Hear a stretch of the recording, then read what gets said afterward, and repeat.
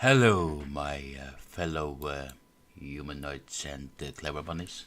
Today I want to talk about the ESP32 Connect and this wonderful tool that you can download from Git. Well, basically, you can just build it yourself.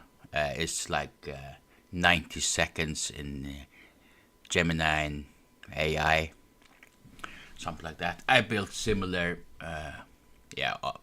almost at the same time, but in a different direction, where I program DSP through the Blockly, and of course have firmware stuff like ESP32 Connect as well.